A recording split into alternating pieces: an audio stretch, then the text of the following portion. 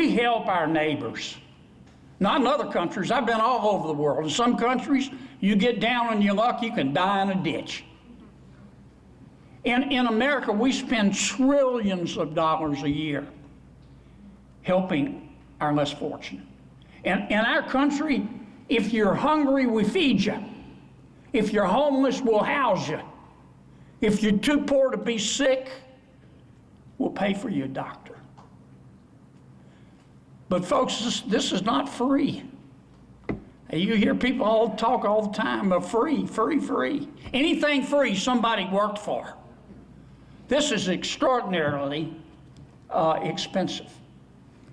And according to The Economist, we have found that about 6 million people who received Medicaid could work but choose not to work. And let me tell you what I'm talking about. Medicaid originally was for the very poor, for the disabled, for young pregnant mothers.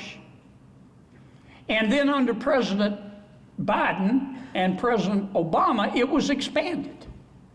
That's how it has grown to almost 90 million Americans.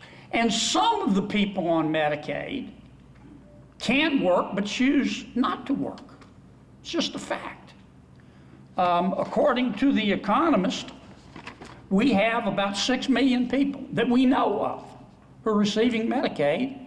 They're healthy, they're able-bodied, they don't have young children at all, and they just choose not to work and to get free Medicaid. We're going to put a stop to that. Under the new rule, if you're from 19 to 64 years old and you're not disabled, you're healthy. So we're not talking now about a young mother with a sick child in her arms. You're healthy, your kids are all grown, they have to be 14 years or older.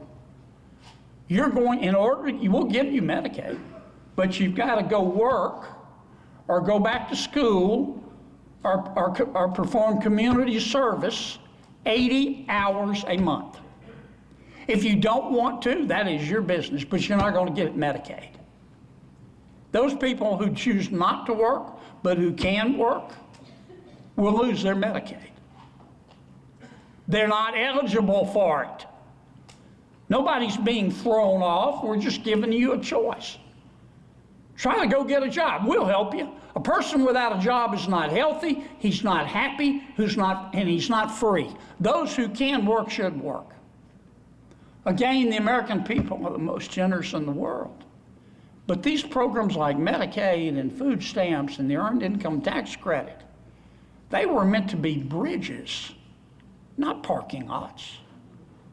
You know, I don't want to take away, I want to take money from people who use and need food stamps. I want fewer people to need food stamps, and the best way to that is to get a job. And it is a cold, hard, cruel fact. I'm not talking about everybody on Medicaid. I'm not. So don't quote me out of context. But when you've got 6 million, I think it's probably more people who receive Medicaid and choose not to work, well, sometimes, not always, but sometimes the best way to get back on your feet is to get off your ass.